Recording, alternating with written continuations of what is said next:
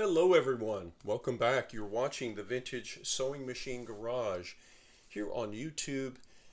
And today I'm going to try something after having allowed my Simpsons made in Japan and incredibly heavy extra thick cast iron vintage sewing machine. I'm going to try something because I want to see if I can get some movement. Not plugging it in. No, we're not anywhere near that point yet. So when I got the machine, as I was explaining in a prior video, this machine was extra stiff. It's not unusual. I'm not a stranger to machines that are frozen and won't move well, but this one was extra sleepy. And so I wanted to give the machine a chance. You know, it's soaked overnight. I applied the 3-in-1 penetrant oil. I have different brands of that, and I'm not saying the 3-in-1 is the best or the worst. It's the one I just picked out and decided to use. If I have to, I would go to the liquid wrench. The liquid wrench has a little more power, but it has a stench that hangs around a long time, and I'm a little more sensitive to the odors of those things. So it is now morning. This machine has sat. I've let the penetrant sit, do its thing. As I've told all of you, when you have a machine that's being fussy, don't get in a hurry and don't try to overpower the machine. Don't use brute force, or you will break the machine, and then you will be at a loss, literally. So what I'm going to do is I'm going to come over and I'll move the camera so you can see. So right now, the hand wheel is not on the machine, and that's fine. What I'm going to do is I'm going to reach over here.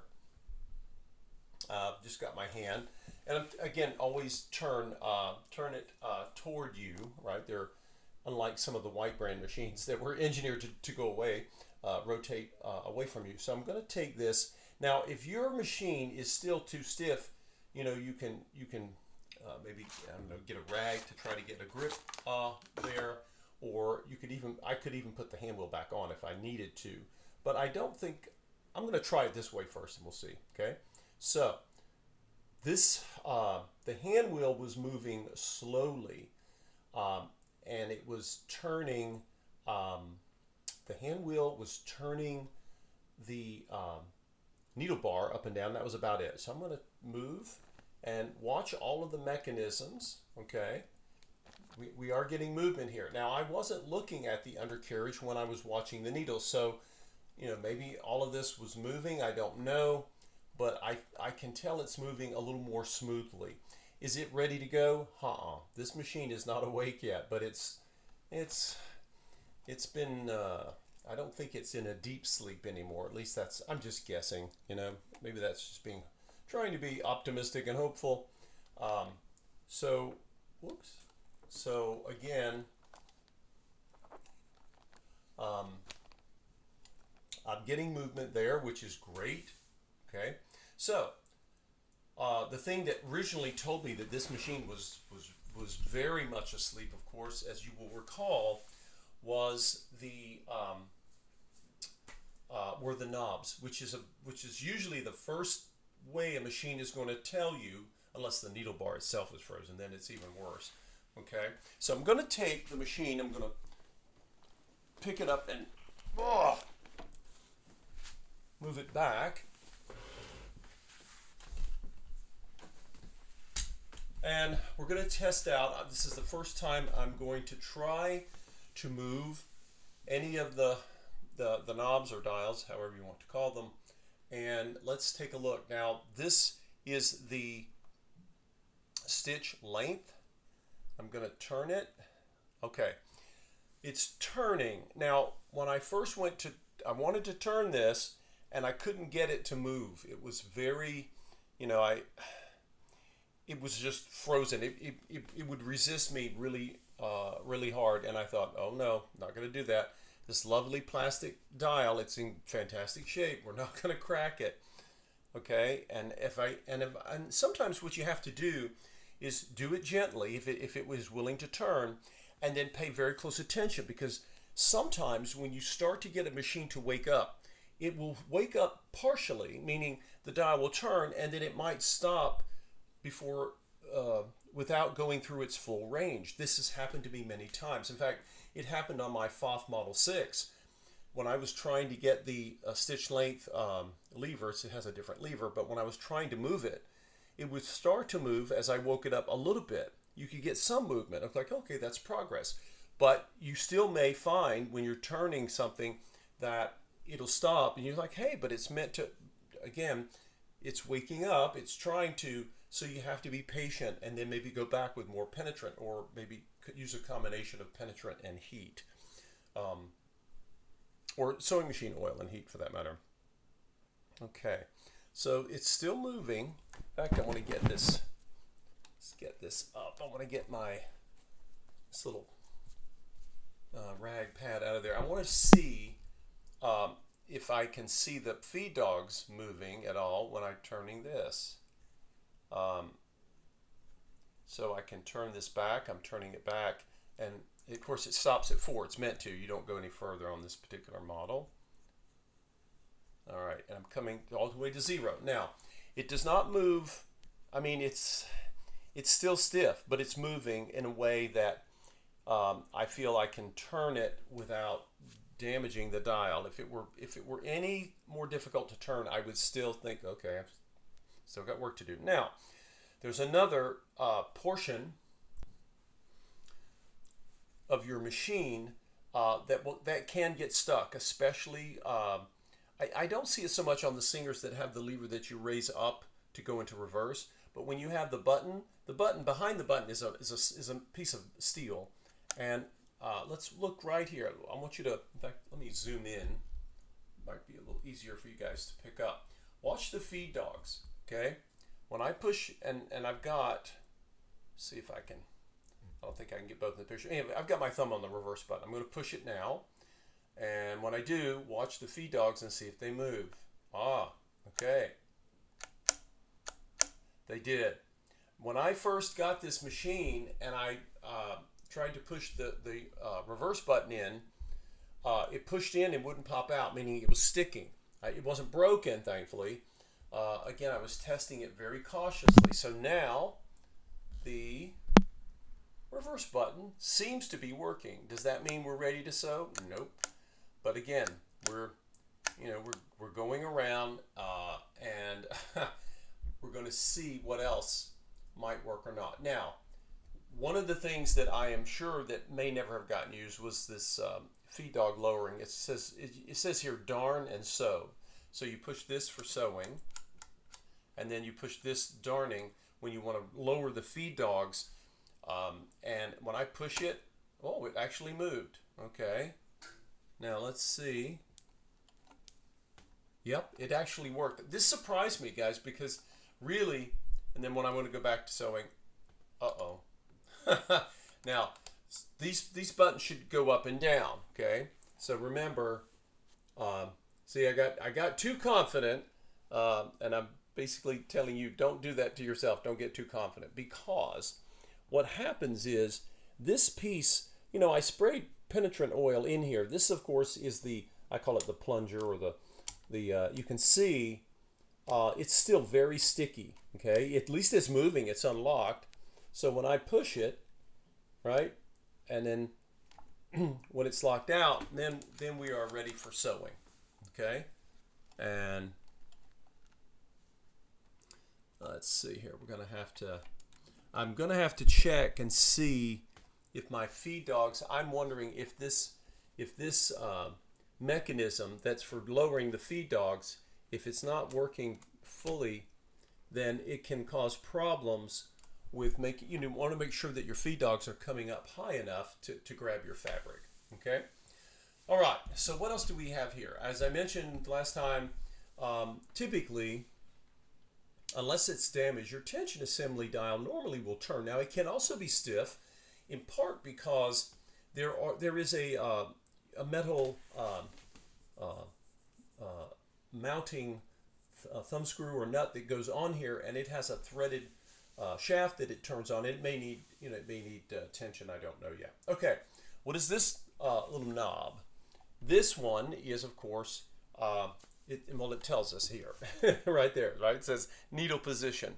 And then there's a little emblem. It says, oh, that's little, that little, if I can tilt this up here. If you see this thing, it looks like a little, tiny little, what's the word? Rectangle that's sitting, you can see it, if I can point to it, right there, okay?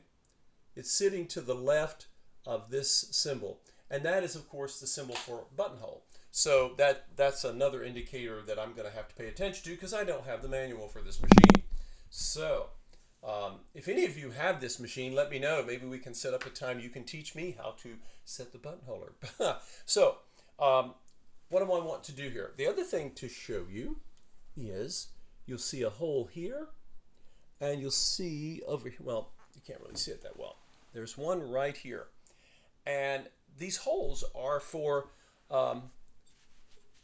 attaching the plastic dial to the mechanism that goes through the machine to the metal linkages.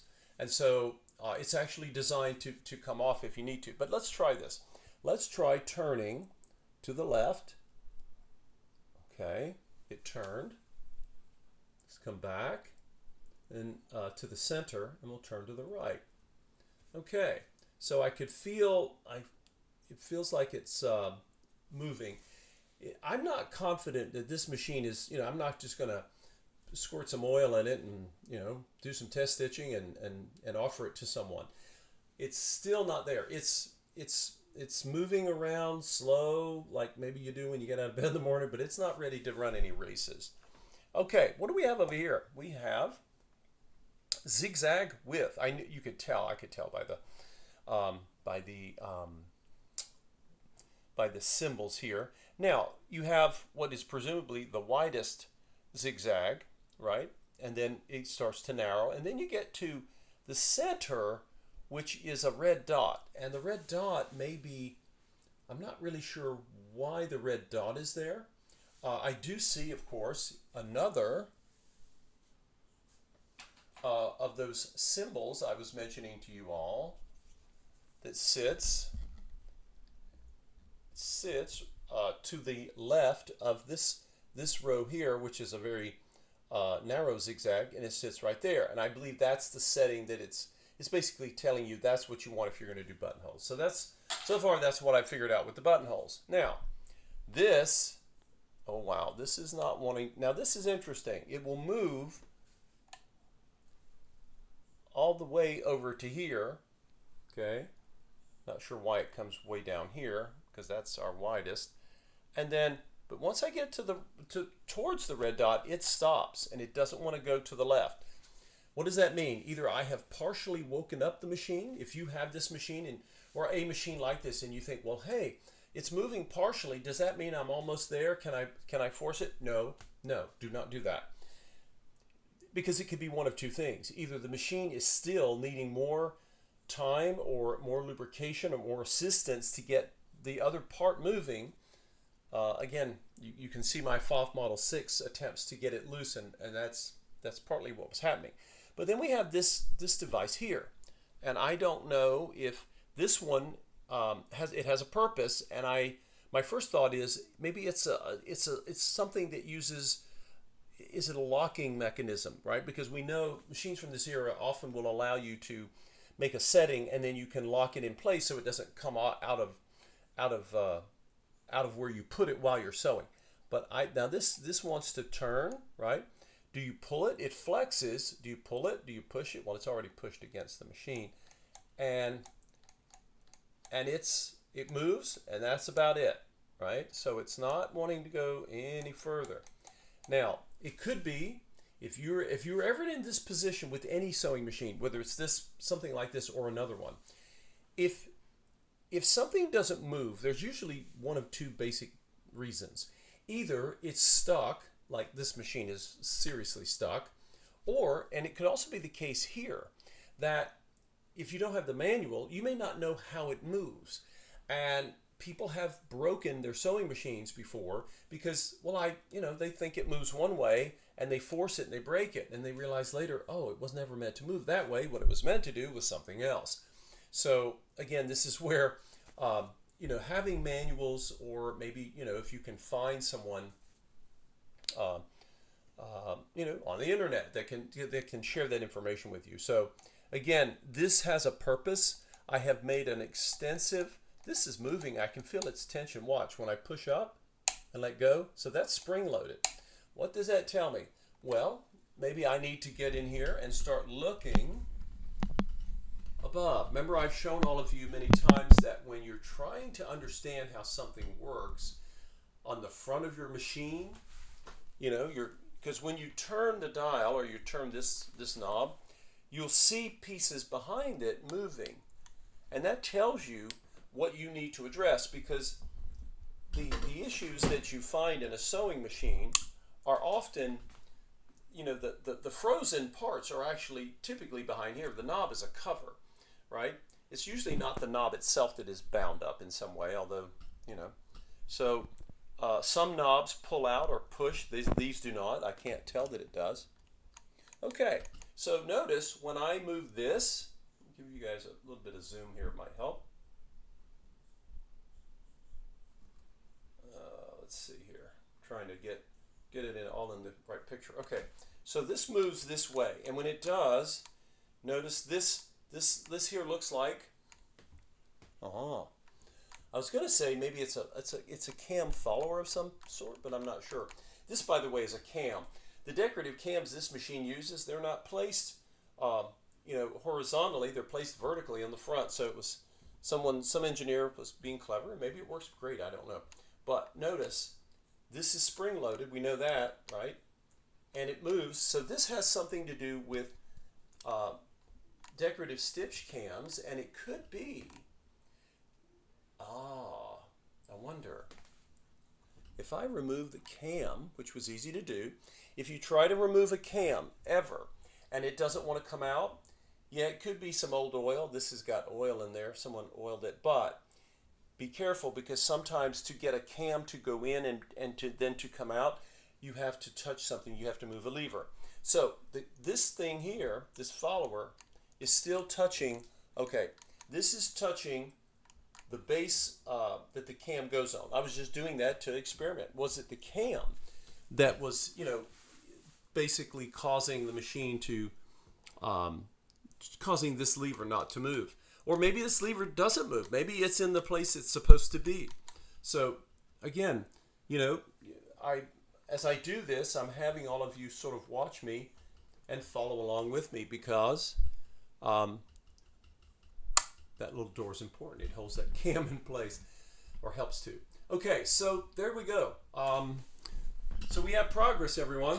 We got progress, but we're not ready to run any races yet with this machine. I'm happy. Don't get me wrong. I'm very pleased that the machine is starting to stir, but it's not really ready for prime time sewing performance. Not yet. So keep your fingers crossed, everyone. If you have any ideas, feel free to put them down there in the comments. I read your comments. I can't really answer questions anymore. I try to go in and say thank you and so forth. But in terms of answering questions, I'm developing an option that hopefully we're going to have soon as we get into spring here. For those of you who, I know so many of you have reached out to me wanting to ask me questions and get help, and I'm very flattered and grateful that you did. And I know it's frustrating when, hey, why can't you just talk to me, answer my question? But I'm going to come up with something in some form or system that will make that maybe possible. We'll see. But this is the Simpsons Once Upon a Time department store, and they had their own line of sewing machines, as did most of the retail department stores. Aren't too many of those left today, but back in the day, they were a force to be reckoned with. So, what do you think, folks? What do you think is this is moving, right? And notice up here, right? Now we can see the linkages, right, I couldn't tell what the linkages were. I just went in with the penetrant before and sprayed it because these knobs wouldn't move at all. And you don't want to break the knob to figure out where the linkages are. Now that they're moving, right, now I know once you get here, now you can be more precise and go back and be very specific. And I think that's what I'll do. And we'll see how it turns out. I'm hopefully, really have hopes for this machine. I'd like to see it come back to life, if for no other reason that I've never restored one of these before. So if you have, or if you own one, or maybe you own one and it doesn't say Simpsons, right? Pretend you didn't see the label, because you could have one that says Omega, Seamstress, I believe. But this is what happens when you get a machine, a fantastic machine, but it was made in Japan, and it was made for, you know, different flavors, different colors, and different brands. But it's not always easy to get the you know, instruction manual. And so, you know, like this. What does that mean? Buttonhole. It says 1 or 2. Is that the kind of buttonhole? Does it have to do with a setting? Do you set, you know, again, going to have to sort of fumbling through the dark here to try to see how the machine works. So thank you all for watching. And if you have not, please consider donating to the channel. Just click on the Buy Me a Coffee, and you can support my efforts to save not only the Simpsons, but lots of other machines out there that need rescuing. And hopefully we can bring them here on the channel and I can share them with all of you. Thanks for watching. It is so nice to see the sun shining on this machine. Now if we can just get the machine to fully wake up. They say sunlight is good for waking us up in the mornings. We'll see if it works for sewing machines. Thanks for watching, everyone.